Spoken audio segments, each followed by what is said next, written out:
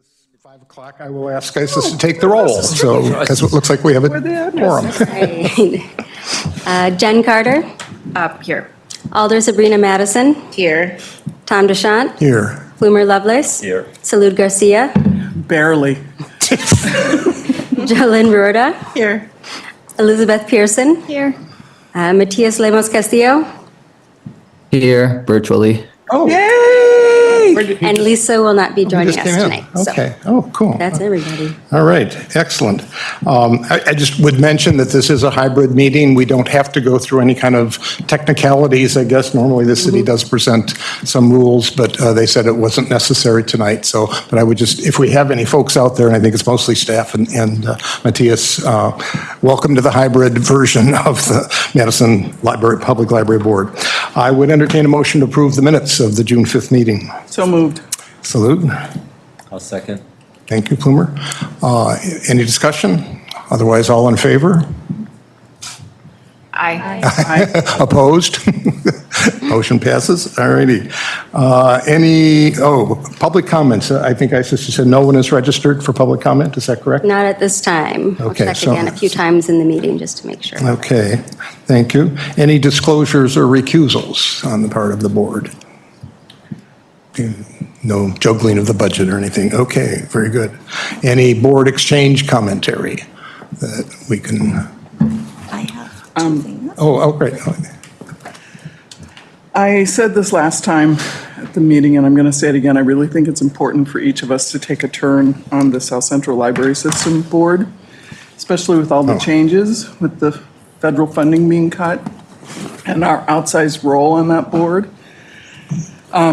I talked to Jen about it, and Jen agrees it's super interesting and very valuable, and it would be in our best interest for all of us to have a good grasp on what's going on with that system, since we're such a big player. That's all I got to say right now.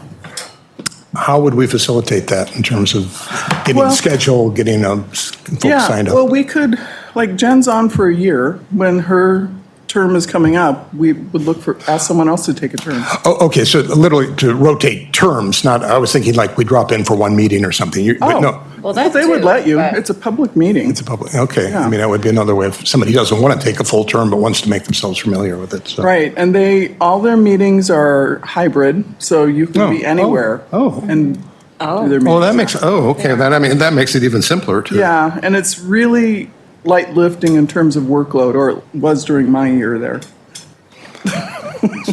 So maybe just notifying board members of the hybrid, the date and the link, and letting us just tune in if we want to, at least for starters, would be, and then we'll know if we'd want to take a full term or not, so. And I am going to start to do just a small written report out, so I can include the next meeting date and time. That'd be perfect. Report as well. Okay, yeah, that would alert us all. Okay.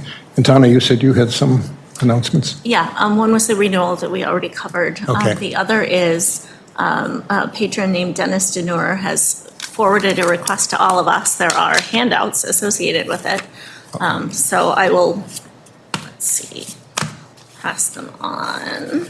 Are they, like, do we have to sign for them? Are these all? I don't know. So it is a proposal for a revamping of the Friends Shop at the Central Library. I will pass it out. I will say the Friends have already given me a response. I have a response. There we go. This is informational only. Take it home, read it. It's long, it's many pages. Oh, I got If you this have, on my Alder account. if you have questions, let me know. Oh, So they need our approval for these changes, or? No, Okay. they just want to get it in front of as many people as possible because they have a plan that they would like to do in our space. okay. The Friends are not interested, I will say that. I was going to ask, what is the Friends? Friends are not interested in taking this on. So they want to sell merchandise in the front shop instead of Friends things in the front shop. So you can read the whole proposal. I Okay. have shared it with you all All right, for interesting. my requirement. Do you share the Friends' comments as well? Sure, I can mail them out. Yeah, I guess knowing the Friends' response would be important. And Connor, once we review this, then this ends up on the agenda for some board action? I think only if we choose to add it to an agenda. Oh, okay. Right. Right. I mean, I will say at this point, the Friends are not interested. I am not interested in using our space that way. So unless somebody wants to bring a motion saying that they are interested or they're interested in exploring at the board level, I don't think we need to discuss it at a future agenda. Okay. I kind of think if the Friends and you are not interested, then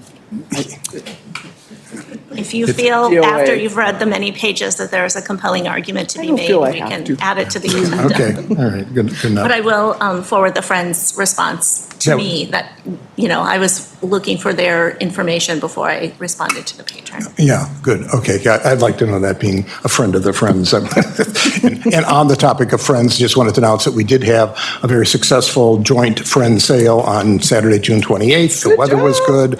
There were 6 Friends groups out of the 9 that participated. I don't have a total number yet. I think it'll approach, once we have thrift and everything else in there, about $5,000 that we can split among the 6 Friends groups. So for those of us who can't do a whole lot of sales, it's very helpful. Some Friends groups don't need this income as much as South Madison does. But it was a good sale. It was a good day. So moving on to, I have yes. one other thing. Would Matthias like to make an announcement? Oh, sorry. Yeah, definitely. Okay. So I'm actually calling it from California today, as me and my wife moved here. So this is actually my last board meeting with the Madison Library. Sad. I move to not accept his resignation. Thank you, Salud. Actually, just in time, my term did on June 30th. So when I spoke with Tana, she asked me to come back for this last meeting so I can be part of this conversation, and definitely really excited to see where the board moves forward. Unfortunately, I won't be able to be part of that conversation, but still around, only in the West Coast. So if you ever need an extra person to help you out with any thoughts or anything, I'm a huge fan of the library. I actually just visited my 376th library today, the Berkeley Public Library, which is down the street from where I live right now. So I'm really excited to see, library systems around here in California, and I'm gonna miss you all a lot. I'll leave it there. Okay. I think I have one more term afterwards, so if I come back, I'll fulfill the second term. Okay, well, thank you for your service, Matthias. Thank you. Yes, I think all of us appreciate Put it. that in like as a motion that we thank Matthias for his Which service. I would entertain a formal motion to. I move that we thank Matthias formally for his service. Okay. I'll second. Thank you, Plumer. So we all in favor of that motion? Aye. Aye, okay. We will, I don't know who will perform that duty, Liz or somebody. Send a proclamation. Okay. Thanks again, Matthias. Thank you. Then, so is that, any other board exchange items? that we Need to, all right, then I would entertain a motion to approve the director's report. So moved. Salute, thank you. Second? Second. Jan, or Elizabeth, sorry. Okay. Okay, Tana, take it away. I will try to make this short because we have many longer conversations ahead of us. So just wanted to highlight the Naturalist in Residence has started. It's a good parks and also Olber Gardens subset of parks kind of partnership. Michelle Herbrand, our librarian at Central, and Liz Boyd, our marketing manager, and others have all helped to make this program a success. It was recently highlighted. It was a cover story on the July issue of Library Journal. So I don't have a PDF of that yet, but I will share it with the board when I do have it. And I included it in my little media roundup at the end of my report. So really hoping, great to see this program succeed. I think it's the 4th year that we've had it now, and really hoping to use it as a springboard to try additional nature and outdoors related programming at the Imagination Center and Rindell Park. The Imagination Center update I will hold until that part of the agenda. A couple of updates on national library funding news. IMLS funding for grants to states program was restored to the state of Wisconsin. So they have their full amount, 3.2 million, or they have an agreement that they will get their full amount of 3.2 million through September of 2026. But there is still work to be done to reauthorize IMLS as a federal agency, and that will happen in the fall. What was the title of the funding again? Is that the one that connected also with the museums? Or no? Yes, yep, the IMLS Institute of Museum and Library. Because the museums, the Children's Museum laid off some folks. They Is that did, the same? and that's because the grants to states is a sub-grant, a subsection of that funding. That is statutorily required or legally required, but not all of the funding is. So some of it is discretionary, and Gotcha. so some of the discretionary grants, we did receive word that ours was reinstated. Okay, okay. But the Children's Museum didn't get all of their funding back. Gotcha. to date. Okay. Thank you for explaining that. Tana, do we know if the renewal of the IMLS money was in the Great Big Beautiful Bill or not? Do we I haven't seen that. I haven't That's either. actually, I'm trying to figure that figure it out. out? Okay. Yeah. Because that's where it I want it in should writing be. somewhere before I say that it is or it isn't. Okay. Yeah. So there are two different things. There would be money, like whether the agency is allowed to continue, but then there's a reauthorization. So, Oh, so two steps after. yeah. Any other questions on that? Otherwise, I have another federal update. E-rate technology funding for schools and libraries, we got discounted technology based on the demographics of each library's individual library service area. That was in front of the Supreme Court, and it was recently resolved in our favor. So we will continue to get E-rate reductions on technology costs, as will schools. I also attended, I didn't include this in the board report. Donna, just a question on the E-rate funding. So that's the guidelines for that is that it must be used for technology, that 15,000? Yeah, right, it has a very set use of technology, so it's even like a subset of technology that we can use it for. Okay, thank you. So it has to be SIPA compliant, for example, Children's Internet Protection Act compliant. We have to prove that we're filtering South Central filters at a system-wide level to meet the requirements for E-rate for all of the libraries that it serves. So, for example, we can't use city technology, doesn't count toward that if it's on the city network, because city doesn't usually provide internet access to the public, so it doesn't filter. Thank you. So, and many more details if you're interested.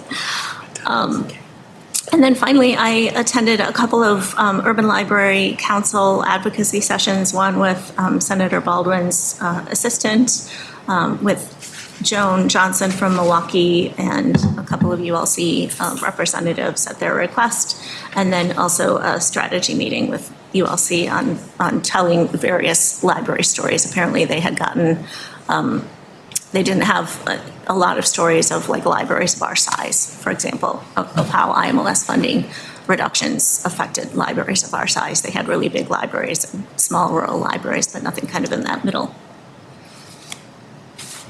That is really, we're going to talk a lot about the budget, so that is really all I You're wanted skipping to that, highlight. okay. Yeah. Yay. All right. So we have a motion on the table to, anything else before I always stop, moving right along.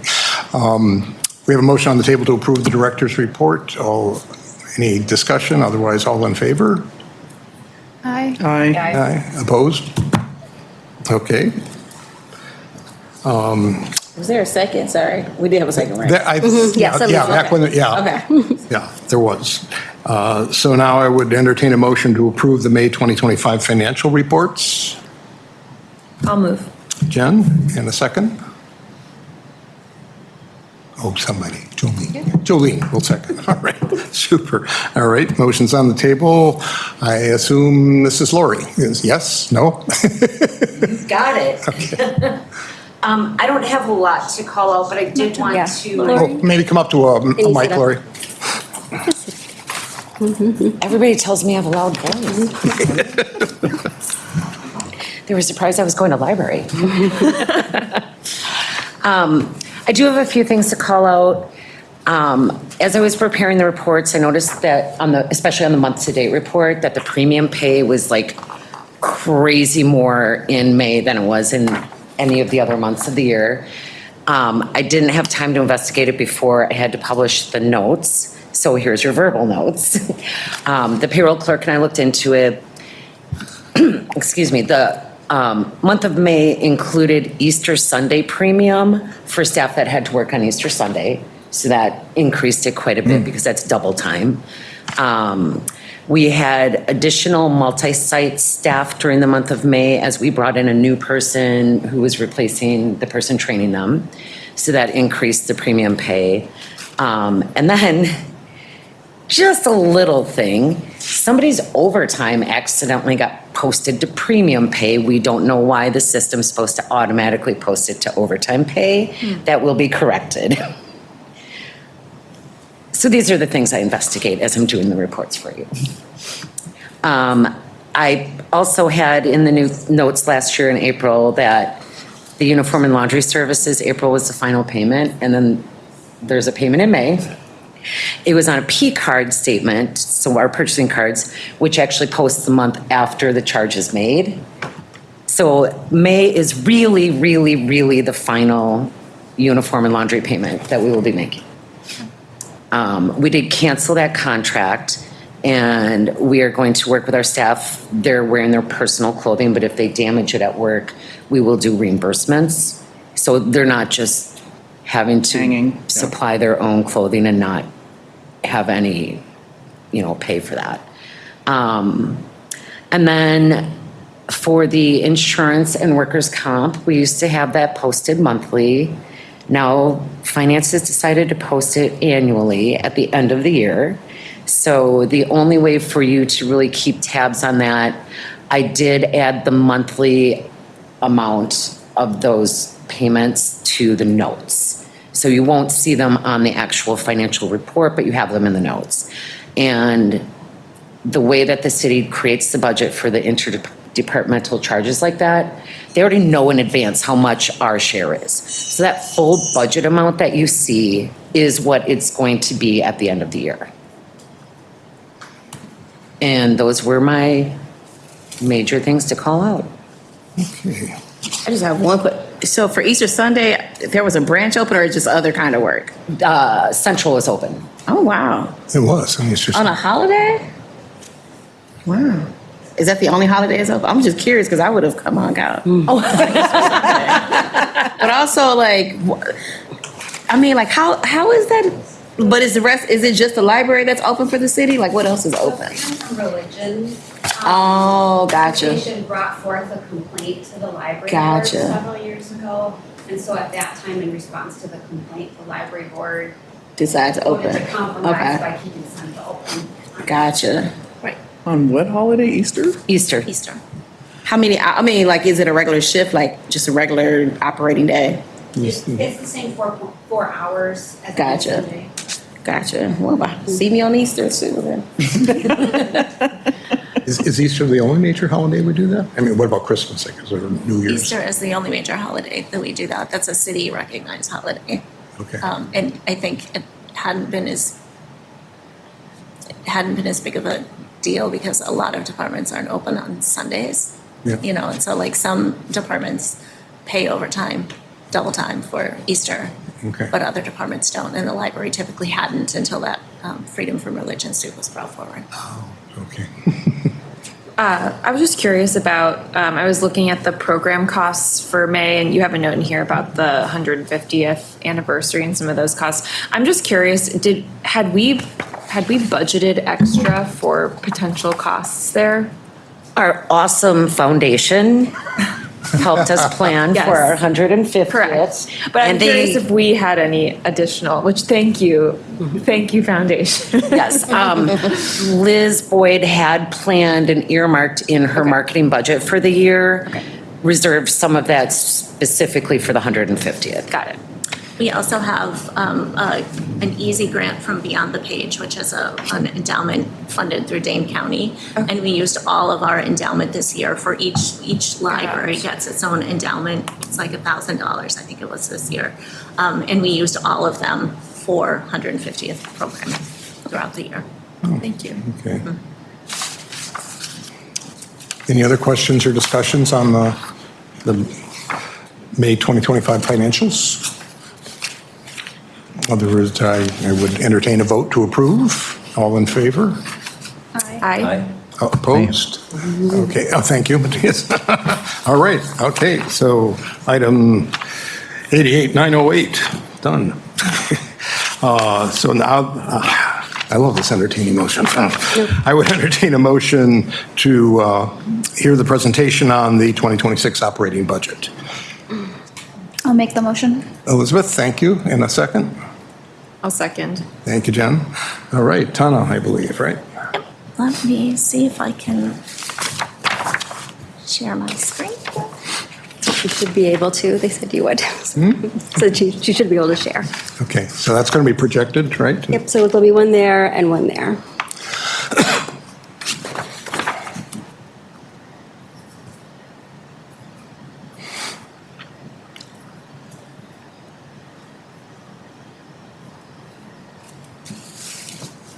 Okay. Okay, so I have 17 slides. They contain a lot of information. And then about halfway through, I'm going to stop and ask, because we have two budgets that we need to approve tonight. We have the base or the cost to continue budget, and then we have the supplemental request, which includes itemized reductions if the supplemental request is not granted in full. So I'm going to present up until the base budget, and then I'm going to give you the option to say, stop the presentation, we'll vote on this budget, and then continue the presentation, we'll talk about supplementals, or would you like the entire presentation first and then? I think cutting it up in pieces makes sense. Yeah, I agree. Okay. As I go along, if anyone changes their mind, please let me know. So really, last month, we gave you a hypothetical to prep for this conversation because we didn't know how it was, what we would be given in terms of direction. We were actually pretty close to spot on with the exception of the ability to request a supplemental, which we didn't anticipate.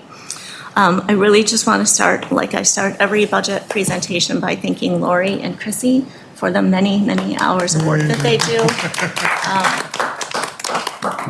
Great job. Every single line item, having to do, this for 7 services and look at 2 different versions and so on. That is not to say that Mark Benno and Molly Warren and others did not contribute a lot to the operating budget. But Chrissy and Lori go through every single line item and advise me on the things that I don't understand and explain them patiently to me, and I appreciate that. So the base budget guidance from the mayor's guidance to agencies, I just kind of want to highlight the top points from the letter, which was included in your board packet. So agencies received a base budget consistent with the cost to continue or current services. So the expectation is, because the referendum passed, all agencies would be getting a cost to continue budget, with the exception of a 1% efficiency, which was downgraded to a 0.75% efficiency.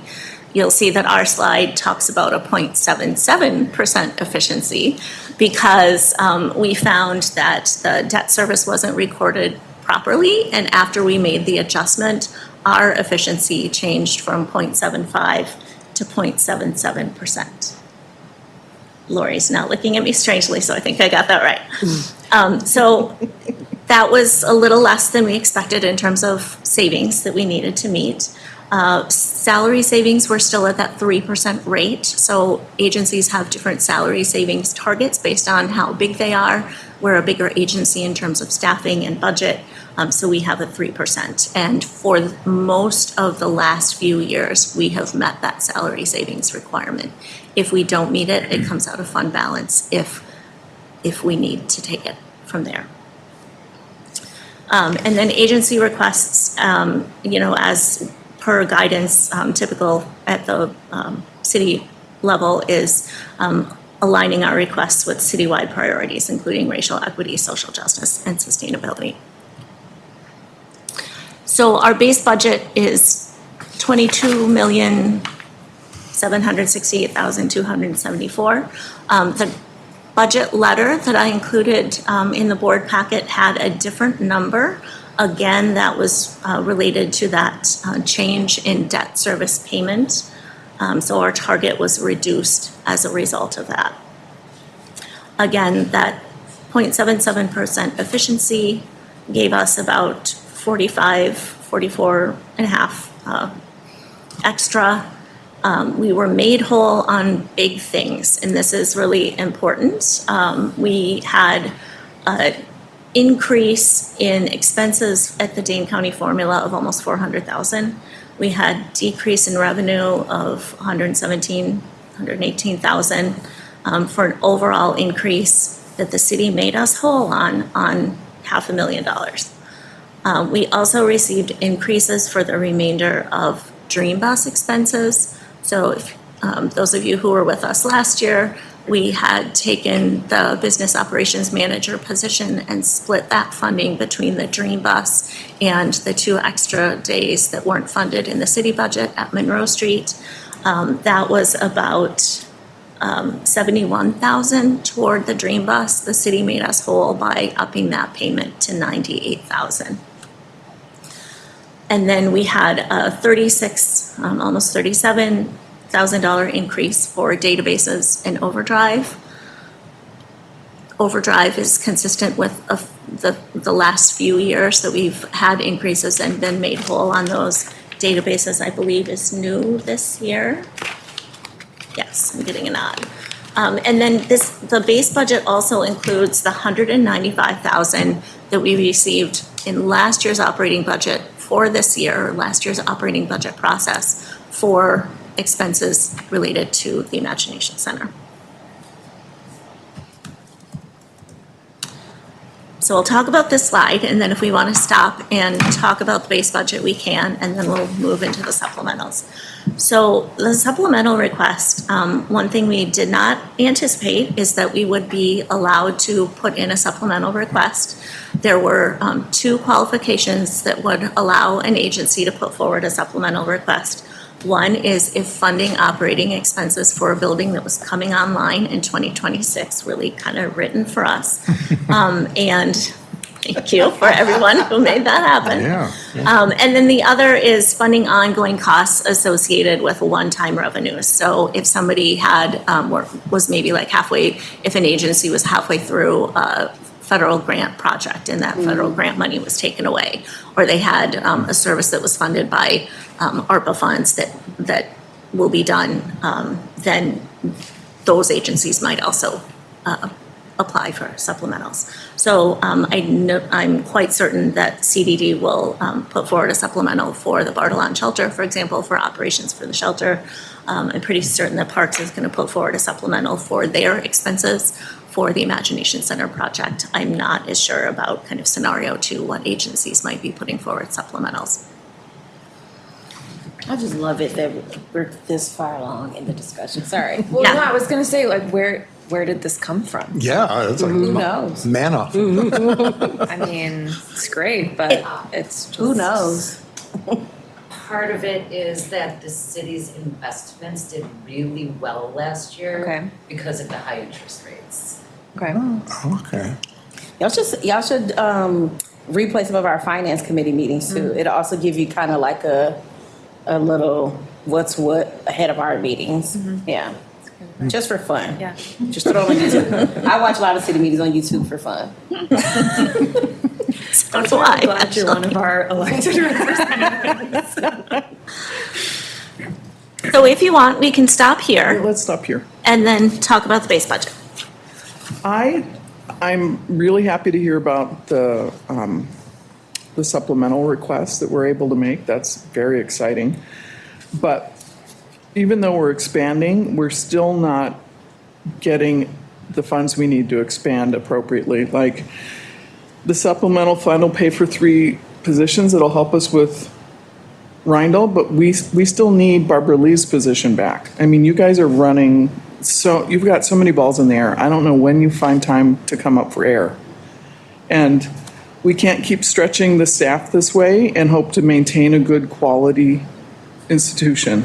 So I propose that we add a senior manager position to this budget request. We're not, I know I know the city and the mayor has given direction and what they want to see from a budget.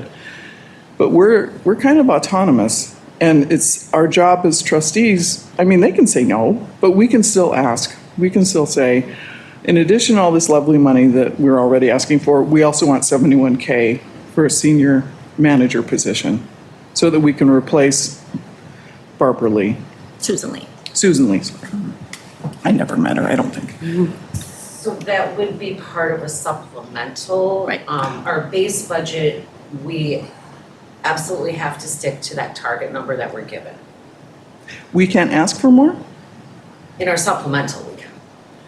But, okay, so if we get it in the supplemental, does it then become permanent? Yes. Yes. Okay, that's fine. That's fine. Right, and the library board's role is they can allocate the funding differently than the city might allocate the funding, but we have to spend the money or the target that we're given at the library board level. And again, the supplemental might be the place to ask for that additional position. I still think we can ask, even beyond what the city has said is the limit. I mean, that's our role. We're supposed to advocate for the library. And they can shoot us down. That's their prerogative, but I still want us to ask. Yeah. So I propose that we add the 71K or whatever the new number is for updated number to the supplemental request. Okay. Can we put a pin in that until we get to the supplemental? Okay.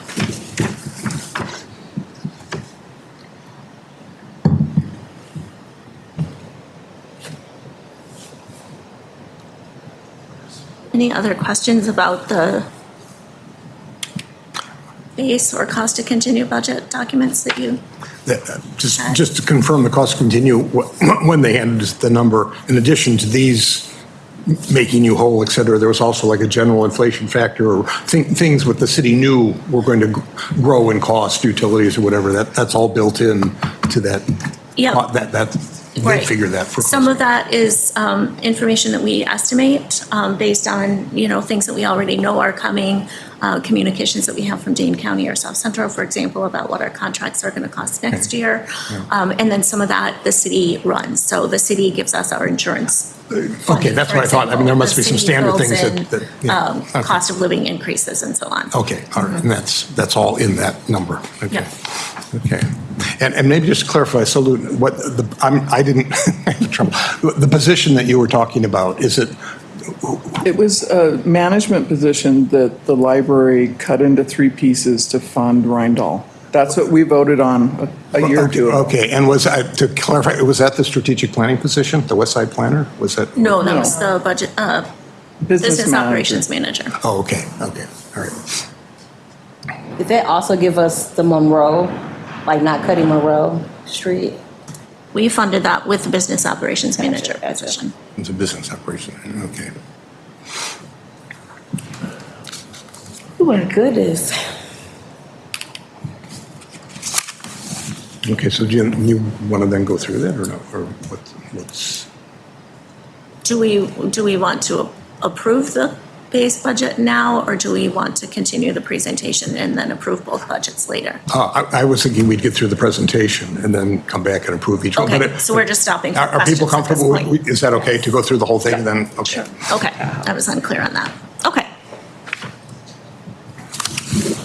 So this is a list of the supplemental request in brief.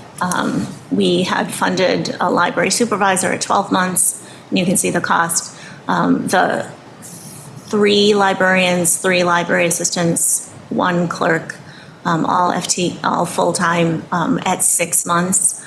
The security monitor positions and the page positions at 5 months. The supplies at 5 months, which will be pretty minimal because we're new, like we might have more supplies because we have to buy more supplies to launch. We don't have any existing toilet paper or whatever it is that we need there. And then Be sure to purchase supply. services, are relatively low because a lot of the things that we purchase or might maintain will still be under warranty, or we won't get costs for those under yearly contracts until the following year. So then we also have the negative 195,000 for the funding that we had already gotten for the Imagination Center. And then we have 41,000 from retirements that have happened this year. When we have someone who's been with the library for a long time and they retire and we hire, eventually, although there might be some transfers, we hire at a beginning or close to beginning rate and we see some salary savings. We've tracked the retirements we've had so far and applied them toward the Imagination Center positions. I'm sorry, what was the total for the supplemental minus the bottom two or three? Or bottom two? We'll get to the supplemental total in okay. a minute. Thank you. Yep. So I just wanted to kind of break it down on this slide. So in June, we had presented some assumptions, and in July, we have some updated assumptions. So I'll just kind of work our way through them. Some of them we've talked about already, but we assumed that there would be a 2% efficiency. In reality, for us, there was a 0.77% efficiency. We assumed, this is a big change from what we presented in June, but we assumed that Rindall would open with a one-shift model because we thought we would have to take all of it out of our existing budget, and that was something that allowed us to not move into that reduction of additional positions or movement of additional positions over to Imagination Center. So this proposal brings a two-shift model, which was the original thought behind staffing the Imagination Center.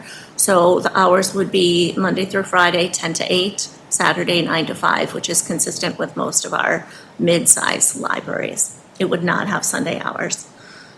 Service hour reductions should be minimized. This proposal has the reduction of Sunday hours as a possibility, but that is the only service hour reduction, and then we would be adding more than those hours through the two-shift model for the Imagination Center. We assume that layoffs should not be considered. This has no layoffs included. We assume that every effort should be made to minimize the impact on the Dane County formula. That is somewhat hard to predict, but we do feel that opening a new library close to Sun Prairie will impact the formula for a while.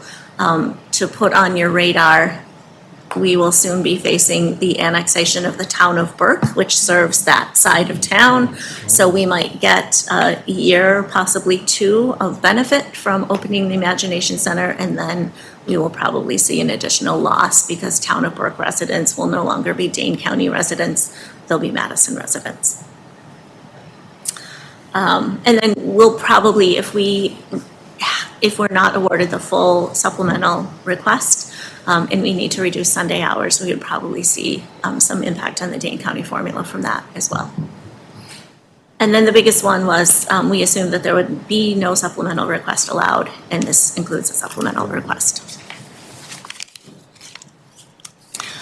So again, this is what we presented in June. We had a funding gap. I just condensed the two. We had talked about, we would take, I think it was 338,637 for everything. And then we had the conversation about should we take the additional 100,000 out of programming, or should we move one existing position over to Rindall to make up that difference? And we focused a little more on the programming. And then this was our estimate for the city's cost to continue. In July, the actual presentation that we're bringing is there's a smaller funding gap, even though we're moving toward a two-shift model. And that is in part because of those retirement efficiencies that we saw, because of some of the other changes that we saw. We had a smaller efficiency, and so we have a smaller funding amount that we needed to meet. And then we have a slightly larger number for what the city would need to make us whole on for a full year of service in 2027. It's really important to look at both of these numbers, because if we ask for what we proposed, separate from Salud's proposal to add an additional position in, if we're not granted that full 326,000, we will have to make additional reductions the following year because the city won't make us whole on something they didn't fund in '26. So that 591,000, some of that we might have to make up through additional efficiencies or changes if we're not awarded the full supplemental request. So this column that says sources, just to be clear, those are things we would only do if we don't get the full supplemental request? Yeah, and we'll be going through each one of those with more data shortly. Tana, I'm sorry, I may have missed this, but for the supplemental request, was there a cap on the amount? No, And remind me, because it's sort of reads like a budget for Rindle, but where does the collection amount come in? How is the collection being built? so the startup collection will come from the capital budget for the project. All right. We may come back to you, we're going through the budget now, and we may come back to you with some additional requests around that in particular, if we find that we didn't budget enough at the beginning for that. The other thing that we're looking into is because we have the FFP program grant, can we just reduce the amount of borrowing minus the gap that we have between what we thought the additional expenses were going to be for furniture, fixtures, collection, You could take it out of that shelving, as et well, because cetera. it's capital. Okay, Right. super. So we might not, even if we receive the full 4.25 million, we may still borrow a little bit to fill that gap. We may look at taking it from fund balance or some other Okay. solution. Okay, because it just didn't show up in these numbers, so I just, Right, Yeah, right, okay. because that's more capital, that startup collection I is didn't- capital. Okay. So the reductions that we're proposing in priority order are, and this would be first reduction, last reinstated, would be Sunday hours at Goodman and South Madison libraries, Goodman, South Madison, and Lakeview libraries, Sunday hours at Central, one vacant librarian or higher position, program services and supplies reduction, those two, both services and supplies together would total 70,000. And a reduction to the one shift model at the Imagination Center, that saves us about 40,000 in terms of staff. So the total supplemental that we were planning to ask for would be that 326,040. And can you explain briefly, because the supplemental requires that it be funding operating expenses for a new facility, right? So then this is just the equivalent then that we'd use for Rindle operations? Yeah, this is what we would need in 2026 to operate for a partial year. Got it, okay. The only thing I just keep thinking about, like, is Goodman South and Lakeview. Does anybody remember, without having to go do any additional digging, what you, like, oh, okay, perfect, I'm like. Yep, I'm that gonna one go is through nerve-wracking each for of me. these and talk about the impact. Okay, okay. So that at Thank the you. end, Let me when you just scroll. approve a supplemental budget, Okay. you can decide, is this the priority that you want to see them in? Is there something else that you want to ask for, et cetera? You got it all there in a thing. I just need to keep clicking. Jolene, did you have a question? No, I think you're waiting, well, I'll wait till we get to the slide on it. Okay. So Sunday hours at Lakeview, Goodman, and Central. These are the numbers from 23 and 24, which are really the only 2 years kind of post-COVID that we have good data. Like 2022 was still kind of recovering, and so all the numbers were lower. So Sunday visits at Central versus Wednesday at the same time. So we looked at Sunday where we're open 1 to 5, and then we looked at Wednesday where we just looked at the 1 to 5 hours. And we did that for 23 and 24, and you can see that at Central, we actually get more visitors on Sunday than an average, 4-hour Wednesday period. But at Goodman South and Lakeview, we actually get less visitors than a Wednesday afternoon.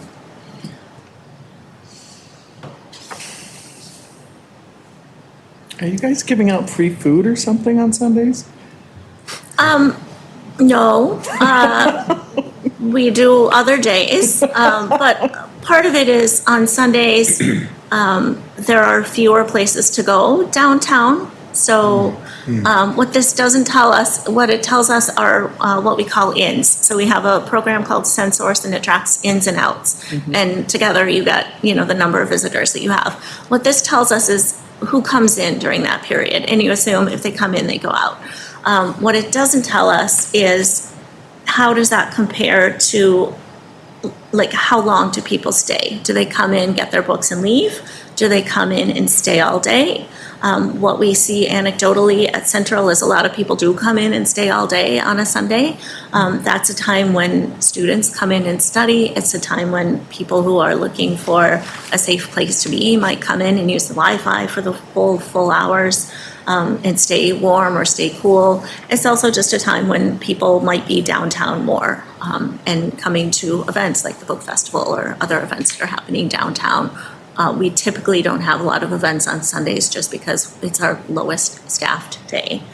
But it's not a complete apples to apples in comparing Sunday to Wednesday, because you might have someone on Wednesday come in and stay longer, right? Or you can only look at the ins, not the total number of people that were there on an annual basis. We do spot checks where we look at room counts hour by hour. But this is more accurate data because it has the full year. I just have to ask, is the Beacon open on Sunday or not? The Beacon is open on Sunday 7 days a week. according to their website, but we have heard sometimes that they maybe have reduced services on Sundays. Oh, okay, just wondering if that was part of the impact. So this is a heat map of average people who come in, again, coming in, not how long they're there. But this is Central, and so you can see that 1 o'clock time slot is busy. Saturday is the other busiest day at Central in terms of average number of ins per hour. It's nicely color coded, so you can kind of see like literally the hot spots. That's cool.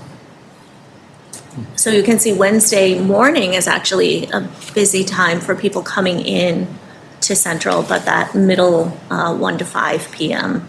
is kind of average.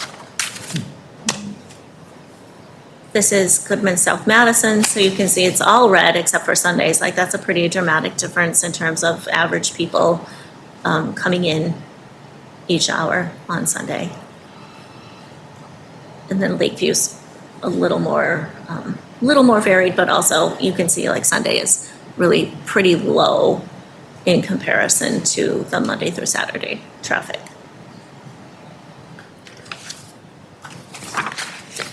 So that is data to help you think about the impact of Sunday hours. Moving on, the vacant librarian or higher position, we budgeted this at $90,000. A starting librarian with single insurance, which is how we estimate new positions are going to cost us, is about, I think, $86.5 thousand. So this is just a little higher. And so what this position, if we have to make this reduction, what we would see is almost 1,800 hours of lost time through that person's time spent working. What we would also see is a 2,900 hour increase by opening the Imagination Center at that 2-shift model. And then just a reminder, like we've already reallocated 2 positions in 2025. So that's as much data as I have about that particular position impact, because we don't know what that position is yet. You know, whatever that person's job was, there would be an additional impact. Program services and supplies reductions. This is really an estimate. And I will say that it's an estimate because the program services and supplies, we have programs that are funded from the foundation and the Friends. We have programs that are funded through city contracts, and we have programs that are funded through additional grants. So we have multiple sources of program funding.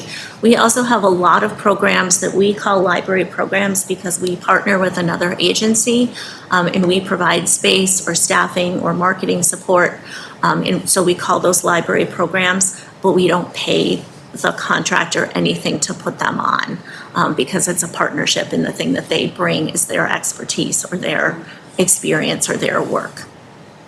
So a 40% reduction, the $70,000 reduction would be about a 40% reduction in city funds, but really only about a 20% reduction in actual programs or attendance. For example, the Wisconsin Book Festival's slate of programs is entirely funded by the foundation, and it is overall our biggest program series in terms of attendance. That would not be affected by any changes to the city. Story times are another big series of programs. Those are almost predominantly our staff doing those early literacy story times. So again, they have high attendance overall, factor into a larger percentage of our programs, but would not see any reduction under this proposal. So I gave some examples here of things that have been or may be funded through city contracts, things like the Naturalist in Residence, things like the Deja Open Beyond, which was formerly the Storyteller in Residence. Health and wellness programming, we tend to contract out for those because our librarians may or may not be skilled in leading yoga or other kinds of health related programming. So we have yoga and fitness, chair yoga, journaling, cooking classes, cooking demonstrations, those kinds of things we typically contract with performers. The Seed Library isn't a program, but we use programming funds to pay for some of the seeds. Artist residencies, Youth Voices Writing Contest, We Read in general is a mix of city and private funding. That's our summer reading program that's really kind of all year round. We kind of highlight We Read during spring break, winter break, summer break. And then some additional contracted story times or other programs. So we contract some story times in other languages. We contract some story times that have a music component or a kiddie yoga component.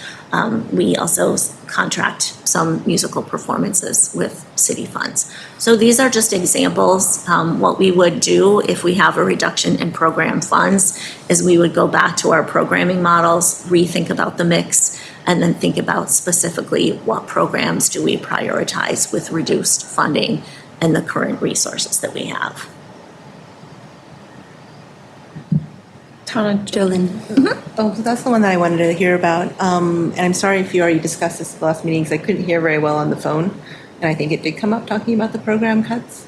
But I guess I'm curious about what would the process be? Because I think it's come up in the past that if we cut programming costs, that's something that maybe the foundation could help to support, as another source. But like, what would be the process be for staff to get additional resources to continue some of these programs? Do they have to apply for it, or how would that work? Yep.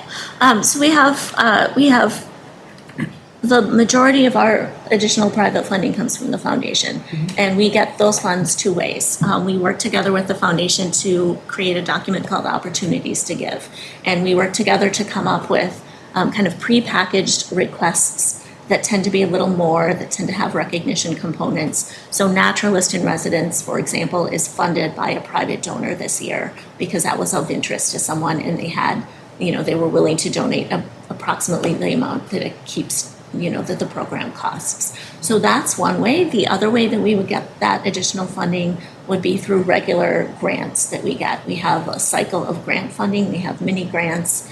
We have kind of normal grants, and then we sometimes have additional grants if they raise more than they planned to raise. And then we put in requests for those. So we would put in and have put in programming requests for individual programs. So it can be a mix. And then the same process is similar for the Friends. We can ask the Friends groups for additional programming. Typically it's smaller amounts, but we can do that.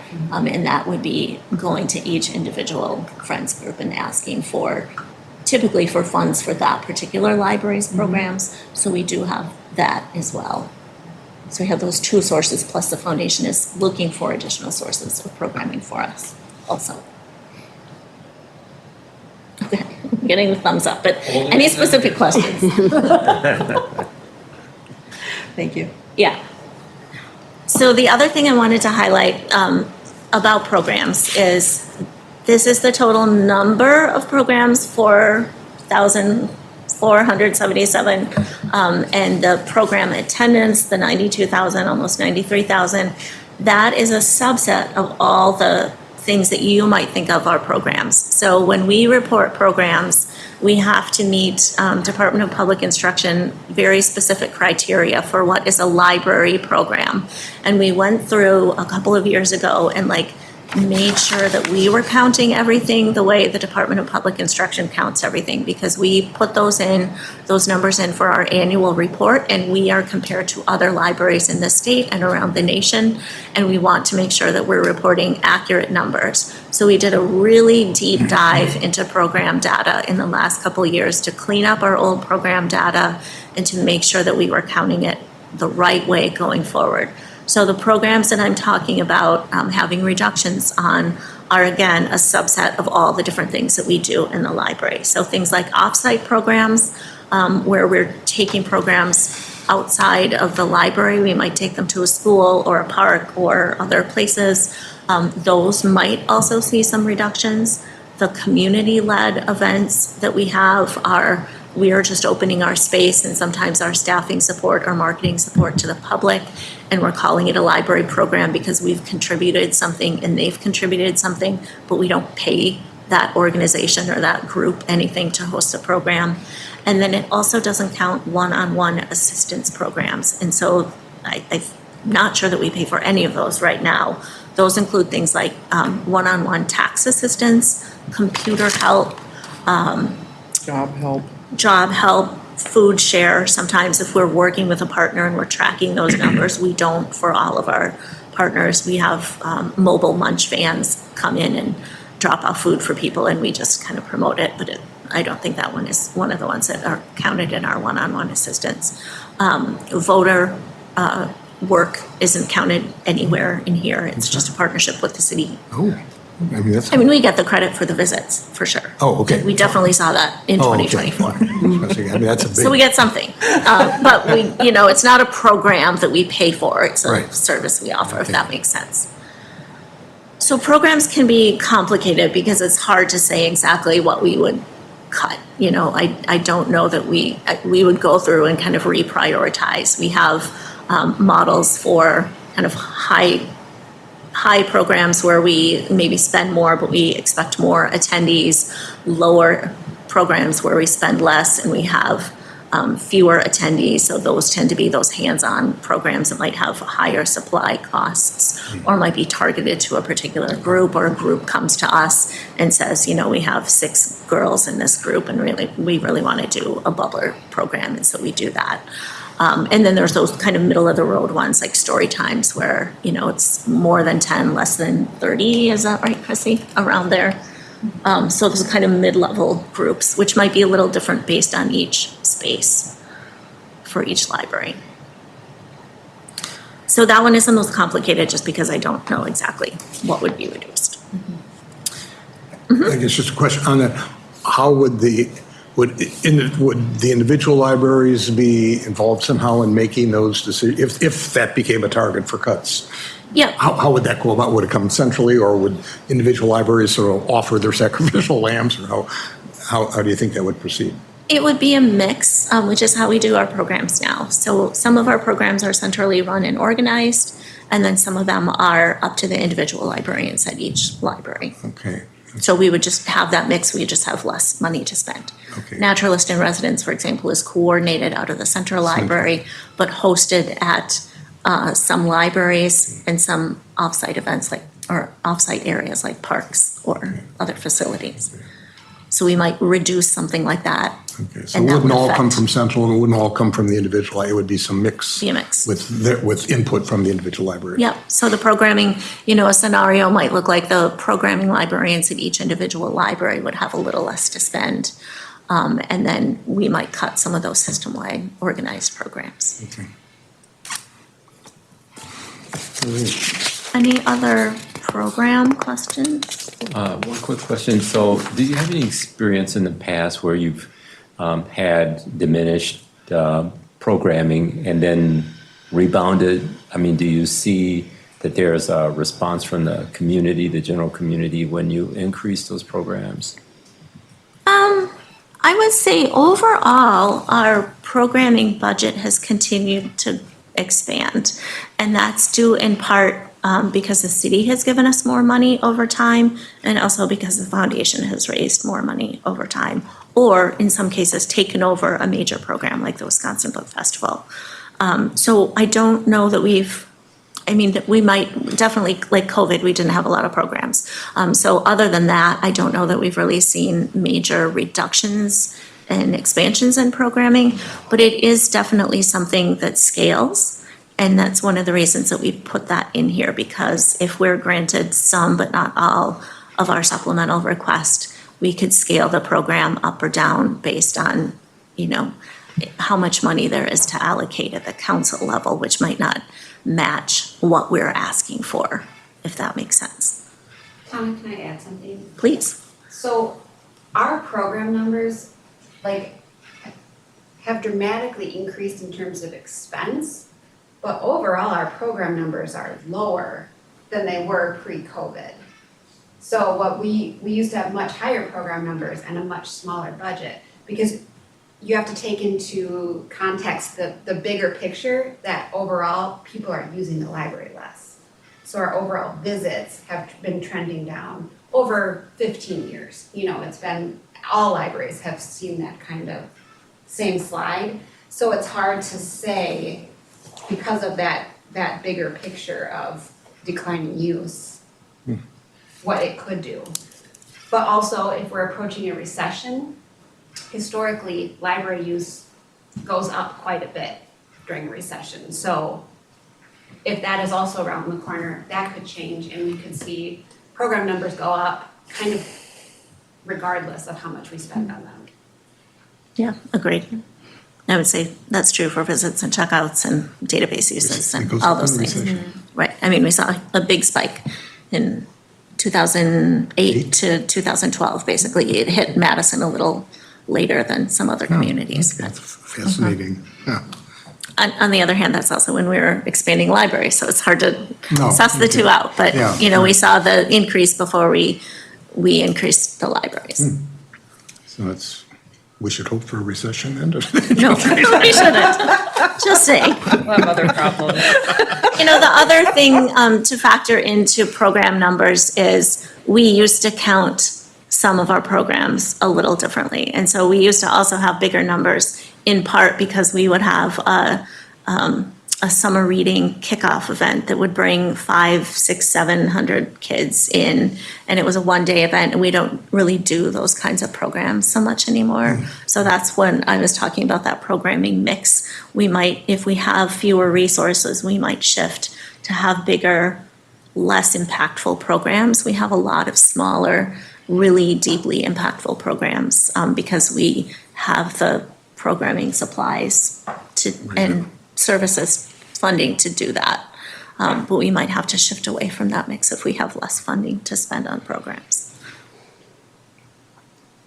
Okay.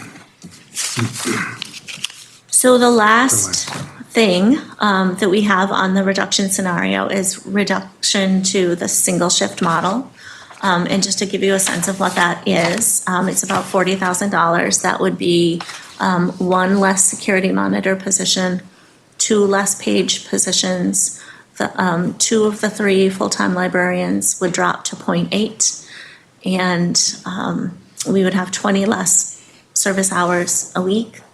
We would probably have inconsistent hours, which we used to have many years back, where we'd have like Mondays and Wednesdays, we're open 1 to 9, and Tuesday, Thursday, and Friday, we're open 10 to 6. We moved away from that and expanded our hours to be consistent Monday through Friday for almost all libraries except Monroe Street many years ago, just because we heard over and over and over again, it's hard to remember, are you open at 1 on Monday or Tuesday? We weren't able to do some of these consistent kinds of programs because we didn't have consistent hours. So that would be a problem. I would imagine if we had a one-shift model, we would have to be open some evenings. And that means we would not be open some Some mornings. days or mornings. And then it would be, you know, with the exception of Alicia Ashman and Monroe Street Library, we would have inequitable hours compared to other libraries of that size.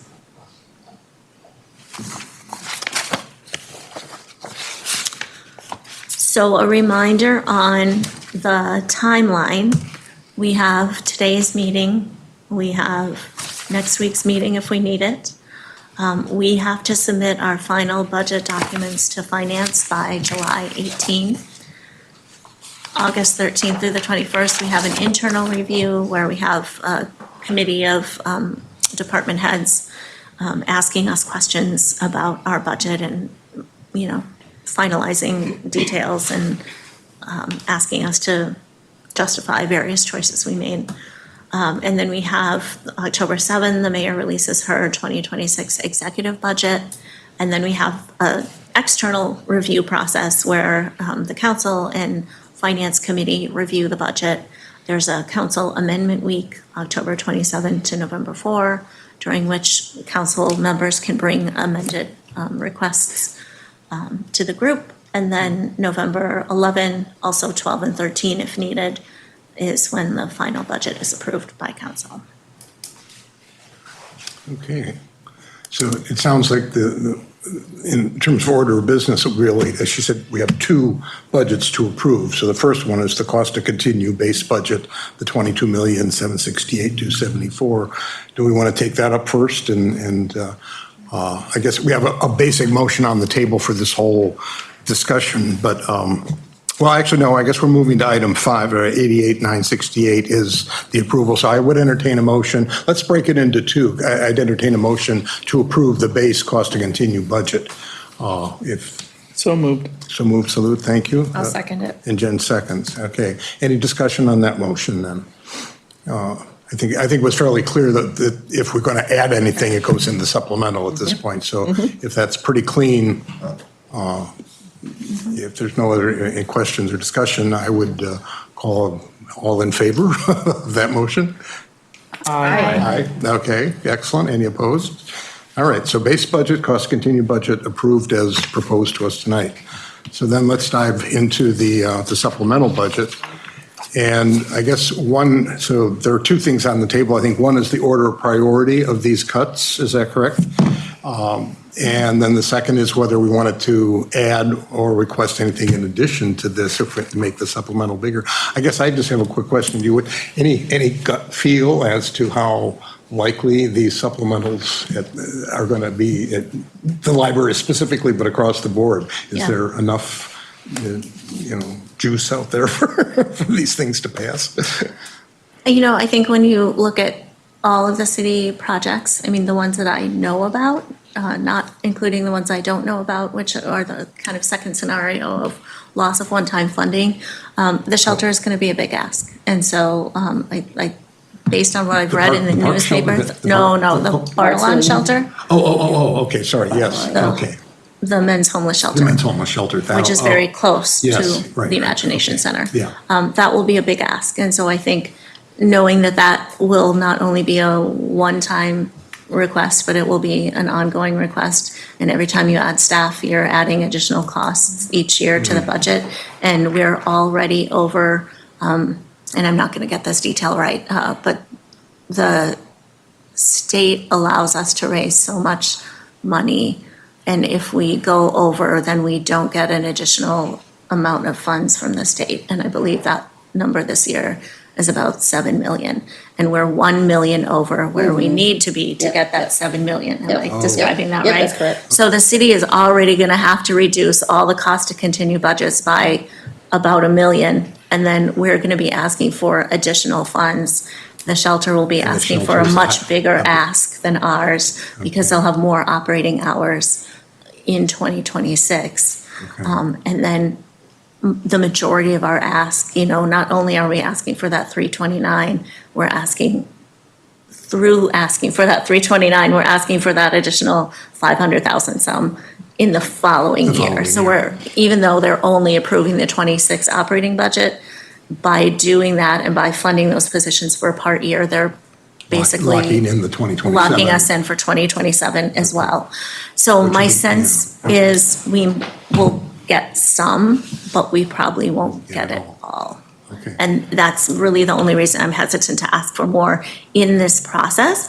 I think outside of this process, we could ask for more. We could also ask for more during this process and just decide how we prioritize it. But knowing that we're not really asking for the 300-some thousand, we're really asking for more in 2027. Right. It's locking in both numbers, so to Yeah. speak. So it is a, so, okay. I would like to at least have a conversation about the reduction. That's where we're at, reductions in priority, right? About the, Yep, and Yep, approval yep, of supplemental. Yep. Yeah. So the Sunday hours at Central Library, I would love to see that not be second.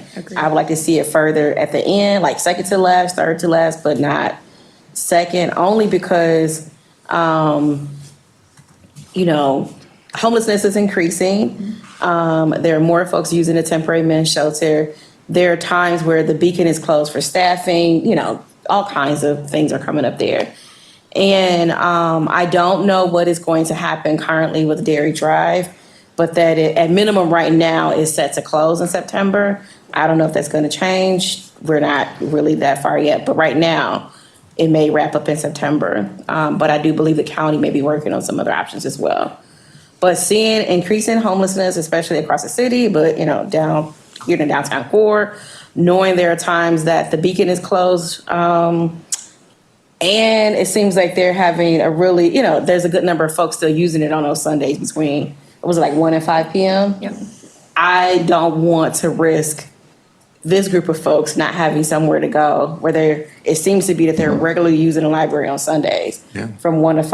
Yeah. The only question I had about Sundays, I would assume there's not necessarily programming happening. It's just kind of like, come in and use the library as normal.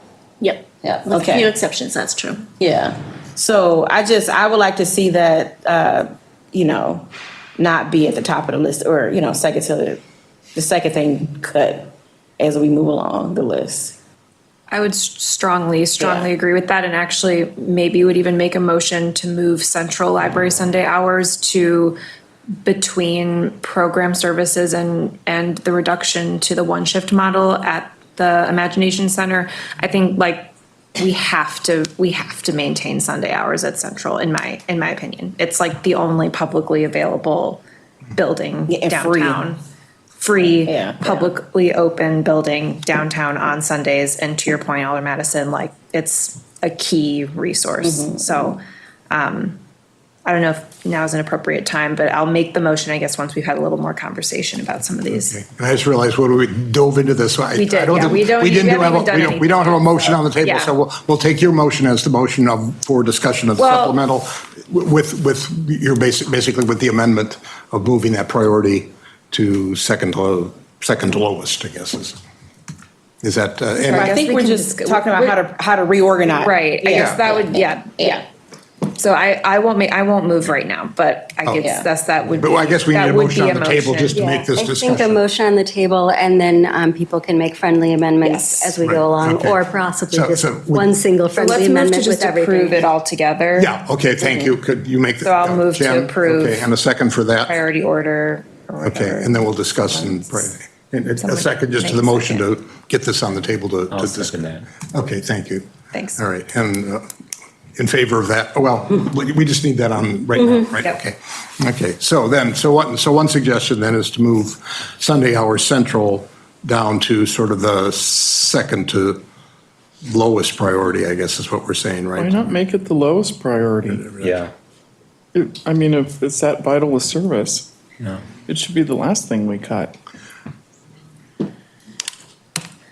I don't disagree. I think the other issue we run into though is if we move to the one shift at the Imagination Center, what that would look like. And I maybe am asking what that would look like since it's a brand new operation.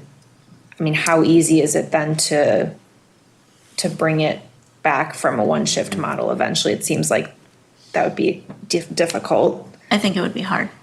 at least Because in I the think the next budget is only 5 going to years, get right? tougher, Yeah. right? I mean, we reduced Alicia Ashman hours in 2021, and we haven't gotten them back. To be fair, we also haven't asked because we went through COVID and now we have to open a new library. But, I think there's the possibility we could advocate for that in the future, but not while we're also trying to open a new library. And we made some reductions to Monroe Street. We also made reductions to Central Library's youth services during that same year when we reduced Alicia Ashman hours. And we haven't gotten any of those back. The only Monroe Street hours that we got back, we funded by eliminating that position and reallocating it. I guess I would also feel that, opening Rindle in an equitable fashion with the other libraries is, I think, an important message as well. For all of the years that it's been completely not served at all, to come in with less than the full bore, library model, I think would also not. So I guess I like the order that Jen proposed in terms of moving central hours down, but leaving the one shift as the last thing to cut. Any other thoughts on the order of these priorities in terms of the cuts? No, I'm in agreement with that order. I guess before we vote, I'd just be interested to hear from Tana how the decision was made to prioritize the Central Library Sunday hours second.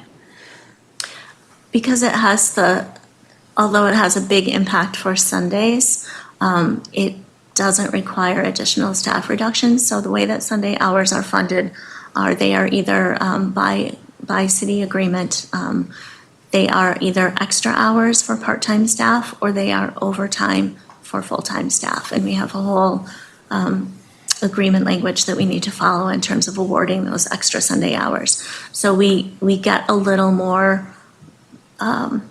funding back by eliminating Sunday hours than we do any other service hours because we pay extra per hour on average for those hours that we fund. Does that make sense?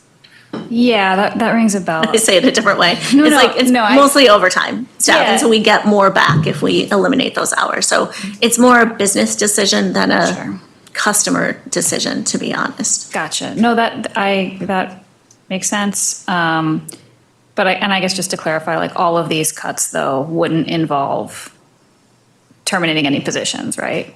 Right. You said we're not cutting any jobs, no matter which of these.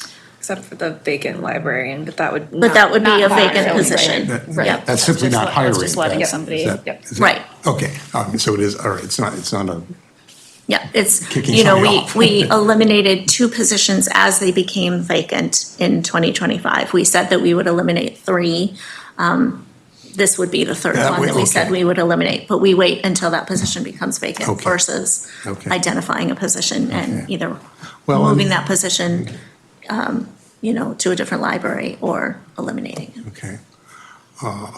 I was thinking of what you had brought up earlier, if we made that also a lower priority so that it possibly doesn't come to fruition if we get more of the supplemental, would that satisfy at least your concern about, it's not asking for more, but it's saying, don't do this, keep that. I don't know. I think that would work. Okay, all right, so maybe then moving the central library Sunday hours and then this one maybe right above it. So from the bottom up, it would be the reduction of the one shift model would be the last thing we do. Eliminating Sunday hours at central next to the last and eliminating the librarian. So we move it below program services. All right.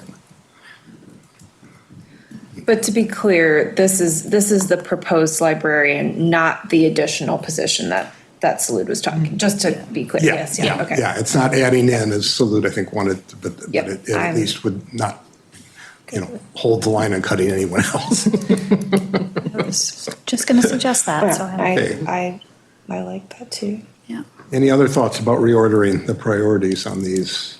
Any concerns on your part that this is doable in terms of? Yeah, I think it's all doable. These were all things that we thought we would have to eliminate anyway, because we didn't know that there was going to be a supplemental. So Right. I think we've thought a lot about all of the choices that we put forward. The other thing I will kind of highlight is again, and I mentioned this earlier, but if Goodman and Lakeview hours are about 45,000 and, the money that we get from council might not meet the reduction categories cleanly. And so there might be a scenario in which we take a little more or a little less from programming to make up the difference, because it's the only scalable thing. Okay, it's the most fungible or. Right, okay. like you can't cut a position in half. I mean, I guess you could, Yeah, but, yeah, but yeah. you can't reduce the number of Sunday hours by half, right? You can't reduce them from 1 to 3 It's and kind of make up the all or difference. nothing, It's yeah. kind of all or nothing, Yeah, right? okay, got And it. programming is really the only scalable Okay, thing that we could so it is, yeah, okay, change if we're awarded an amount that's not, okay. tied to our request, but more tied to what funding is available at council deliberations. So do they see this list, like when they're thinking about amounts, will they look at this and go like, well, we want to keep them, or is it going to be a random amount that they've decided? No, they and will you're going to have get, to fit into they will it? get our proposal, so Yeah. these options will be included in our supplemental request, and in our target memo. But that might not be the amount of money that they have to work with. Other thoughts on the supplemental? I mean, I would feel better about moving program services up so high if, I mean, I don't know, Connor, if you're willing to speak. All eyes are on Connor. No. That commitment, or, your sense on your ability to help to replace some of those lost funds for programming, because I just feel like some of the programming are like the heart of like our community work, True. Do you want me to come to the microphone? Yeah, if you would. I mean, my answer is it depends. To the extent that we're able to do the same programming year over year, we're much more likely to get somebody like the donor who wanted to do the Naturalist in Residence program. I think, what we've been able to do, and this is pending the recession that Chrissy was talking about, or how the annual fund goes, we usually have something like 200,000 unrestricted dollars that we're able to give in addition to the restricted gifts or grants that we go out and get on behalf of the library. And so that 70 fits into that 200. So I can sit here and say, if all goes according to plan, we can cover the whole thing. However, like today, we just gave $34,000 to the library for various things. New self-checkout machines that will help Pat make the transition, funding Aspire interns, funding Liz's outreach efforts around library card signups and some other things. So we can cover the 70,000 for routine programming, but it means we won't have the 31 to cover those emergent things. So, and there's no room, as I assume, because they came to us for it, in the existing budget to do those things, or there's less room, or those, they make those choices and they can't make other choices. So yes, we're willing to and happy to cover whatever the library needs with the unrestricted money. I'm happy to go out and talk to donors and say, hey, we have a specific year and we're looking for programming funds. And Tom DeShant, what do you want to fund this year instead of just an annual fund gift? But then I gave it the office. Yeah, yes, right. Yeah. I have your pledge fund. But you know what I mean? So there are always trade-offs in that. We're, an essential institution and people in Madison believe in the library. But, I'm just going for no cuts here. I would just add, and I think it's a modest component of that, but I think you can make a pitch to the Friends collectively as well. Sure. They're all actually sitting on some reserves these days. I know that. So, What? So yeah, I mean, They just made $1,000 each at the. yeah, no kidding. But I think the Friends could step up to some degree if they knew sort of the urgency and the need. Right. You might take some explanation, but it's a good opportunity to get them to do something collective. So yes, does that answer your question? Well, I guess, maybe it's more of a question for Tana then, are you committed that when you go to the foundation for your asks of the year, that restoring these funds would be one of your priorities? Maybe not the top priority, but that this would stay kind of top of mind to try to make this as full as you can and as you feel that the priority is, warranted. Yeah, I think so, because we'll also be bringing on another library that will need additional programs, right? So Yeah. I do think that would be a top priority, assuming that something else that I haven't planned for, like 180,000 worth of self-check replacements that we didn't plan for, might Yeah. come forward and be a more priority request, or, something else Yeah, absolutely. comes up. So yes, I think so. I also think we would go back and look at those kind of programming formulas that we use to think about what's the right mix of programming, and we might have fewer of the more impactful programs and more of the kind of crowd pleaser programs where we bring more people in, and then just work to develop additional partnerships so that we could continue some of those smaller, more intense programs without us paying for them. And there are quite a few of those already. It would just be like really spending more time on those partnerships. Yeah, you're welcome. We really didn't want to cut the programs. We just had bad choices. Oh, yeah. Yeah, we don't. But as we said, it's the scalable factor in there or more the most scalable and the one probably with the most opportunity for other supplemental funds, from other sources. So I guess, the motion on the table then is to approve the supplemental with what I hope I got these in the right order, with reordering the priority of these. So it would be, the highest priority would be Sunday hours, Goodman, South Madison, and Lakeview. Second would be program services and supplies reduction. Third, vacant librarian. 4, Sunday hours central. 5, one-shift model. Is that? Perfect. Did we got, okay. Okay, so that would be the motion on the table. Any further discussion or thoughts on that? So I would then, Can I ask a All in- clarifying pardon? question? Oh, Do we want to entertain Salud's question about adding an additional position in? Yes, we do. oh, okay. All right, yeah, before we approve the supplemental, In our okay. approved Yeah, all right, budget. so how do you feel about, between what we just did with these priorities, did you still want to add yet another? I do, but, it would be like the first thing we cut out. If we had to cut something out, it wouldn't be. Okay, so it would actually go, I'll put it as 0. Right, put it at 0. And Okay, so how would you describe it? Isn't it restoring? Restoring Yeah, yeah. a business manager position. I think that for the sake of the supplemental, that position is gone, it's been fully deleted. So for the finance department would consider that a restoration. We would need to include it on the other side of the supplemental with the new money that we're asking for. So it would have to go in that list of that $326,000. Yeah, So that's you have to up that side to Yeah. $426,000. That's why he asked where we wanted to put it on the priority list. That was what I understood. Oh, I thought you were talking about the priority reduction list, because you would then not want it on the reduction list. Because what we're saying is, if we don't get the money Right. for Rheingold, we are cutting these things. Mm-hmm. But if they don't get if we don't get the money for another management position, are we willing to cut things to make it? Right, like this list that we're voting on right now are things that we already pay for in our budget. So we wouldn't add a new position to this list. That would be a separate supplemental ask, is my understanding. Is that correct? Is it? I'm not clear on Yeah, that. I don't know, can we do 2 supplemental asks? Or could we separate it out by saying, in addition, the board directed us to add this position, but it would be the first thing that, It would be wrapped in with Rheindahl saying that the library has additional system-wide needs because of opening a 10th branch. Because the only supplemental that we can request is because of opening a new facility. right. Oh, so it has to be tied to this rationale of opening Rheingold. So then we'd have to identify what we cut What if we type don't of- get it, or that would be the Well- last thing added and first thing reduced. It wouldn't really be a reduction because it didn't get added then, right? You would have to include a caveat to say, Yeah.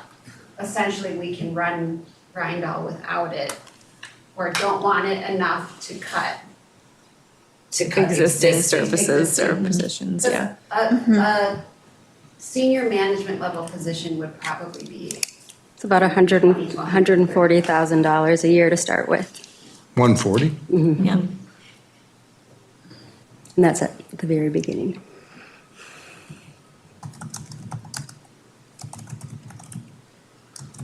So how do we package this to show that we really, really want it, but we don't want to cut? We have nowhere else to cut.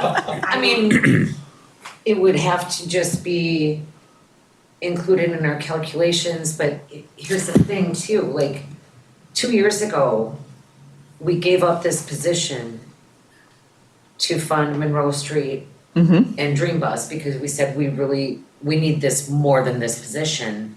Well, now 2 years later, we're saying, We were wrong. oopsies, we actually Change do your need mind, this yeah. position. You know, and think about how that looks to finance staff and budget staff and the mayor and the alders and. But it's a different environment. We've got 10 branches now and a Dream Bus. But we knew we were opening 10 branches when we gave it up. Yep. So, you know, so that's kind of that double-edged sword. Like we said 2 years ago, we know we're opening another branch, but we really don't think we need this top management position, and we're gonna give that up so that we can fund the things that we need to. And now we're saying, we really didn't know what we were talking about 2 years. I can say that. Here's my thought. Politically, it's risky to add this on because I've had many conversations with the mayor showing what we're prepared to cut. I haven't had conversations about, hey, we're going to add these other things. And they are kind of new because we have already eliminated that position.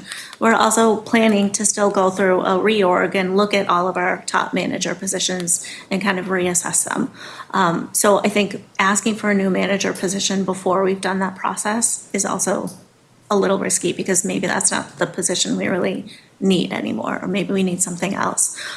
What I could see is us putting forward this proposal and then a campaign to ask for additional funds on top of what the library has asked for. Okay.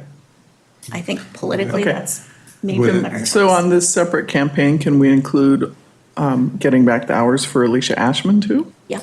Okay, that sounds good. And I can give. And then more money for programs. And yeah, ebooks. Okay. We're allowed for ebooks. Okay. So that kind of campaign would happen That would happen like during that amendment time. That during would the, be okay, people it's not like asking an for something automatic additional. amendment, kind of, we Yeah. have an almost. That would We have just somebody be- who might go fight for That would that. be through like advocacy to alders. Right. Okay. Okay, all right, well, that's, all right, So so if alders, that's, enough alders yeah, would need I'd to start- agree to bring that forward. Okay. okay. certain number? 11. Oh, for this one's $1. It's money? Yes, I think this is a 15. 15. I'll work on tag if you'll know. He was at that event. We have him on Yes, video yes. saying he loves libraries. Yes, I know, and I think he's We been got strongly. unanimous support on most recent library things, so. And we've, I think we've got good support for this. It's just, it's not that It's a difficult we year. don't have support for libraries, it's that we don't have a lot of money. Yep. And we have other really big, yeah, important I priorities forgot. across the city. And those are just the ones that I know about, like there might be additional Right. ones. Well, I know out of the that, woodwork. I know that there's a chance that they'll say no to us, but, so you've told me how we can best go about getting these, hours back at Alicia Ashman and getting a business manager again. So we'll do it that way. Okay, all right. And programs. We want more money for programs. And ebooks. Sorry. Yes, And and collection, like we already did that, and Yeah, that we was, did that before. so I believe we have a motion on the table with to Yeah. approve the supplemental with these changed priorities. Yes. Any other discussion? Otherwise, I would call a vote. All in favor? Aye. Aye. Any opposed? So, motion passes. Thank you. Excellent. We're good in terms of does that mean we don't have to come back for a second meeting? Yes, exactly. Tana, can I ask a question, budget related, but I didn't want to bring it up during that discussion. Can you explain to me why the library is responsible for all operations costs at Rheindal when it's a partnership with Parks? Unless I'm misunderstanding the relationship with No, parks. that's a good question. That's a good question. We're not, actually. We're just asking for our operations. Okay, so Parks they will are- have I additional see. Okay. operations on their side, and they will be likely putting in a supplemental request for that. Okay, thank you. So things Thank like you. snow removal, we are splitting. What about things like, because aren't there going to be room rentals that aren't library? Yes, that will be managed by parks. Okay. So they will rent their space out and they will get the revenue. But it will Right. only be the Okay. pavilion space. Okay. Our space will be free and open to the public. Okay, thank you. Or like things like utilities and insurance and all that, has that been worked out as to how that splits those costs? Or- Yep. I'm telling you. Okay, Yep. so we're not taking that whole We burden have, on? right, we have an initial outside, agreement everything. for splitting things like utilities and Like, just put water my and name on the sewer and wall. all Okay. those kinds of costs. Good, good. Arena Okay. Madison. And then, you know, library might assume some. and I'm parks might gonna assume some. overuse this. They're Yeah, gonna see me but- all coming. right. So we're working through all of that now. gonna There's set an up a initial social plan. shelf just for Now we're going Sabrina's through books. exactly. My sense was it was one of those dangling things that I wasn't clear had been worked out, so. but you- right now I have I figured you'd be virtual working on it, so I meeting appreciate that. for, Thank you. neighborhood that's literally within walking distance from Rhino because there's no public meeting space. It's free over there. So I have to have a virtual neighborhood meeting, but soon as it opens, I'm gonna over reserve, over We're rent. gonna have to remind you of our policy. Yeah, that's okay. I will get a slew of people to reserve it. My entire district will, set aside time for us. Barbecue I bet, out there in I the bet. summer. I have to, does the library have access to reserve that Parks Pavilion space for its programs? It wouldn't work. Yeah, I think the operating assumption is that when there isn't a rental, we could use the space for free. And then there would For free, probably be some that- kind of MOU where we would, The Children's Museum does. Okay. clean it up ourselves or I whatever. forgot what the capacity of the room is, but it's more than 80, isn't it? Like maybe I guess 125? that event the library does was like all. Okay, Yeah. It's a big space. Yeah, it is a bigger space. Yeah. It's bigger than our, I think it's Typical bigger than our community room, community. yeah. 200? 200 it is. Oh, okay. Oh, well, then that really, yeah, that's a So it nice is big. space. So I mean, there are library programs you might want to have there, so. Yep, and then we just, would have to work out some kind of, Okay, y'all. we don't do an Oakbrook is actual- having the collard event tonight. Okay, so we got to move right along? Okay, well, it turns out we did number 6. So discussion item 7 is the update on the Rhindle. So I think that is, do we need a motion to discuss that? No, I think that's, Tana, again, I'm sorry. yeah, no. I mean, this was the majority of it, right? We have a plan going forward to fund it. I think the other thing, I know it's again, And the construction photos are looking good and the park shelter's down. yep. I hate to even say this aloud, but the few trees that we identified for removal have been removed. The shelter is completely gone. They are kind of reworking the foundation there. Let me see. Bike my path other- 2 is updated. Bike path is up to date, so they took part of the bike path out and then added a new bike path in. We have started our email newsletter, so we have 2 out, sign up if you are interested. Let me see, there's one other thing I wanted to mention. They're in the process of like removing additional material from the work site, kind of post demolition, and then are working on installing temporary power and other utilities. So they kind of, the work that they need to do to start the footings and the basic construction of the new building. So it's moving. All right. And then in July, we will be submitting our first FFP payment request. Any questions about the Rhindle report? Discussion? Nope, everything is looking It's good. moving, right? Okay. Ready for, we should do early sign up for reservations, like. Well, we should plan to have a board meeting out there. So whenever they come online. Oh, I mean, we'll all be excited by that. That'd be great. Do that 1201. Okay. Yeah, I'm gonna be that person. Yeah. When it comes online, I'm gonna be like, they're ready to, like, when you buy shoes. Because now that you said, everybody's gonna be trying to get over there probably. Yeah. The way our meeting room, I'm like nervous. Like I'm so serious. I have to be able to reserve. I will call you first. Okay. The way our process works is we have an internal deadline for room reservations and an external deadline. So we'll be able to book the program, we'll be able to book those Yeah. spaces before the public will be. Okay. And then like 2 or 3 months before we're slated to open, we'll probably give ourselves a little cushion just in case. I just want to put in a monthly District 17 catch-up. Like District 17, because we haven't had nowhere to be for 20, 30 years. Tana, who was that young staffer at Sequoia who kicked us out with of that meeting room when we were running over with the smile? You should move her over to Rindell when Sabrina's Oh, I having don't meetings. mind. Her and I will be besties. I honestly don't remember who that was. Might have been Rachel. Might have been Rachel. Yeah. Because you know what I'll do? I'll start volunteering. I've done it. I did that for Just Dane Bakery. I volunteered so they can have my cranberry muffin. Have somebody to work the front. I'm telling you, I volunteer, so I'm sure don't you. Okay. You'll be sure to announce when reservations are open. Yeah, please. I appreciate y'all. Okay, now Book a board meeting. back to our. I take it we don't have a facilities report? I don't see Mark. in it. Mark's on Zoom. Oh, he's on Zoom. I apologize. I didn't see him out there. Okay. Can I ask a question? So it does strike me as odd that city council members trying to have meetings with their constituents don't get priority since it is a city-built building. So maybe at our next meeting, we take up the idea as a policy that. Oh, we don't. You don't want us to have priority. No. Please believe me. You don't want us to have priority, and nor do I even need priority.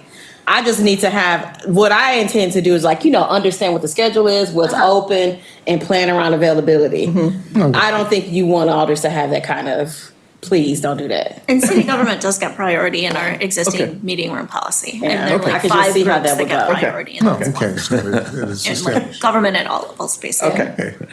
So, all right, well, in that case, Mark, are you on board, and can you give us a facilities update? Yes, I can, Tom. Thank you. I'd just like to highlight a week ago today, the Central Library received an audit by a third-party engineer as part of the city's tune-up process. This is for city-owned buildings that are 50,000 square feet or over, which we have one, which is Central at 120,000 square feet. So he did his audit yesterday, and we just got the results today. I did an initial look at it, and it looks pretty good. There are some highly technical suggestions about sequencing our HVAC operations, but what I was most pleased to see was how high he prioritized Central Library retrofitting to LED lighting. I'll let the board know when on second floor later this summer, early fall, when we have a mock-up of that lighting in that section so you can take a look at it. But by far that will achieve the most for our sustainability goals, and we should see a significant reduction in our electrical utility bill with the LED upgrade at Central. So we were the inaugural facility for the city for this tune-up program, and it went very well. Good, okay. Anything additional on facilities, or that's the pretty much That's it? definitely the highlight. Okay. And there's a lot more to go over. Like I say, some highly technical information in that report, but anything of significance I'll share down the road after it's been reviewed and analyzed. Okay, sounds good. All right, foundation report, Mr. Moran.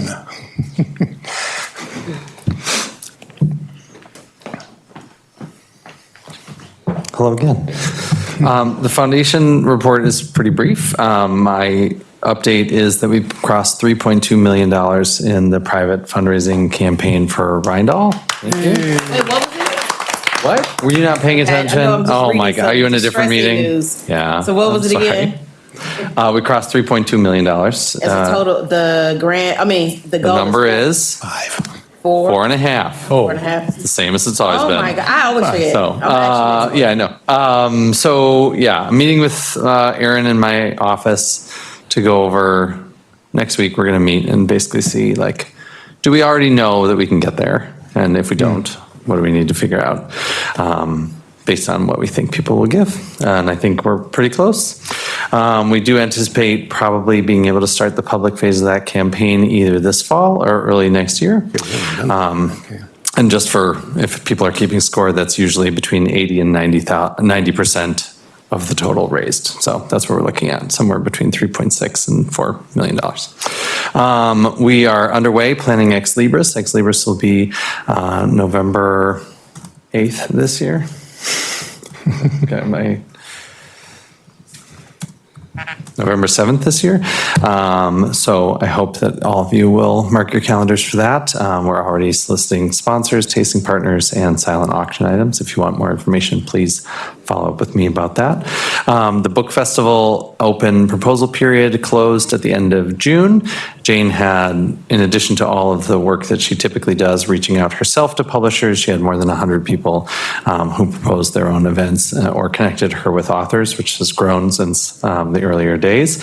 So she's currently in the process of that. I think she has about 45 of the 60 planned set up, is already working on some great standalone events, and we will celebrate the author reveal party in tandem with a book festival event and the Bubblers fall art gallery show will all be the same night. So it's the author reveal party, and then we'll roll right into that art opening, and then that artist has a book and will be that night's book festival event. So looking at great things for the fall. And other than that, at the foundation, the summers are really chill. We feel like we did a ton this spring, and I'm giving the staff just all the tether they can take all summer long. So questions? Okay, thank you. Great job. Thank you. All right, yay. Jen, South Central Library. So I will continue to send out just a quick little report every month from here on out.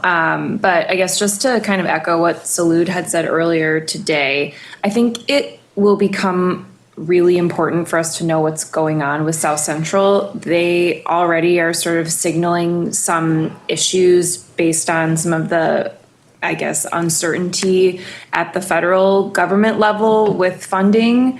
And so I just think it will be more important for us to be aware of what's happening in South Central generally, and also for us to like better understand our relationship with them. And they have a new-ish executive director. She's not been there that long, so she's kind of getting settled and everything like that. And they've had some staffing turnover, but my hope is that Shannon can come and join us for a meeting here in the next couple of months. And then, hopefully we can stay in better touch with them as time goes on. So I'll keep keeping everybody updated, and hopefully we can maybe get her like late summer, early fall. Thank you. Okay. Any questions for Jen? All right. I do have one question. The agreement the financial agreement between South Central and Madison, where are we on that process? So both bodies have agreed that they need to be reevaluated, and I talked to Tana about it a little bit. I think it's going to kind of start as an internal review to get a better understanding of like what is real numbers wise, that's right. and then could come to this group for discussion. And for those of you who don't know what Salud's talking about, there are several sharing agreements that we have with South Central, and those numbers haven't really been revisited, I believe, for like 30 years. So, and no one knows what they're based on. Not quite that long. It's been a while since they've changed. I don't know. Shannon said the last time she could find any record of it was like 25 years ago. It's maybe more like 10, but still probably worth a look again, just because. Absolutely. Yeah. And it might go up or it might go down based on what we find. So I think that's, my sense is that has been the hesitancy for the last few years. Yep. As the Dane County formula goes up, what if we have to pay more or lose less income from South Central? But I think, it's good to know what you're paying for and what you're getting paid for. And now is the time to have that conversation. But we have agreed for 2026, so anything that we agree on during the course of the next year, starting now, going to the next year, would be for 2027. Okay, good, thank you. All right, Director Evaluation Subcommittee report. That turns out to be me. So the Evaluation Subcommittee was Lisa, Matthias, and myself. And with the assistance, actually, the Jay, and I didn't put her last name down, from City HR is the one. Oh, your ear, wait. Yeah. Oh, no, Not Aaron, Aaron. no, Jay, and I. Winston. What's Winston. Winston, thank you. Okay. I failed to bring the pieces of paper. Basically, so 7 of the 9 of us completed the evaluation for Tana. We used the new evaluation criteria. There were 7 sort of buckets of criteria, and we got to score them 1 to 5. And it turns out that you got a 4+ in every category, which was exceeds expectations. Yeah. So a couple things that in discussion. One is that the board only saw the comments and results of our board scoring. We did not see the 365 evaluation, and we kind of thought if there was some, if things came up in that evaluation that we didn't touch on, we're wondering if there's some way, a means of communicating, if City HR can, what the sharing of that information could be. Okay. And Jay couldn't speak to that. She said that would kind of have to come from Aaron or I don't know how that information is handled, or. Yeah, I mean, I think we would just, whatever the report ends up being, we would just share it with the board for discussion. Okay. You could compare that against your. The evaluation criteria were similar, but it was a very different audience, the 365 reviewer, her peers in the city, and people above and below. And so there could be things coming up that we as board members simply wouldn't have been aware of. So I think it would be, valuable to us to share whatever information can be shared out of that review. And then we did discuss 2 areas of focus for next year. The primary one being strategy, and within that, it's really addressing Madison's growth and getting ahead of the next library addition so that we don't wait 25 years to accommodate an addition of 80,000 people to our population. We are growing faster than anybody else in the state, and I think we have to be, on boards quicker and sooner with how the library grows. And quite frankly, while I assume and think personally that libraries need a bricks and mortar growth, library services could be delivered in many different ways in the future. So, I mean, what is the future of library services? Because it may not all, just as healthcare has gone virtual and a lot of other things, there might be other models, but there probably will still be a bricks and mortar component simply because the safety, the security of a library building is, I think, an important part of the service. So we just want to get ahead of and move faster on the whole issue of accommodating Madison's growth. And then the other question that came up was, what is our game plan for artificial intelligence? How does AI impact libraries? What's happening nationally? What's the American Library Association? I'm sure they're writing white papers and have committees and stuff, but maybe bringing some of that intelligence to this group and getting a sense of how we're preparing for the impact of AI, which just ripples across all written material, basically, and things like reference services. This is like a tsunami, I think, that's going to hit us, and I want this library and libraries everywhere to be prepared. But I think particularly given the sort of the educational level of Madison, that we ought to be out there on the bleeding edge of knowing how we're going to accommodate the changes that AI are bringing. So those are the 2 focus areas that kind of came up in our discussion. So that's that. So at this point, unless there's any further discussion, any other questions or thoughts or whatever, otherwise I'd entertain a motion to adjourn. I'll move to adjourn. Okay, thank you. I mean, yes. The newest member is right on top of it. Good job, Liz. Second that. Okay, all in favor, I assume. Aye. Thank you. Thanks for a good meeting. And just one more thank you for Matthias.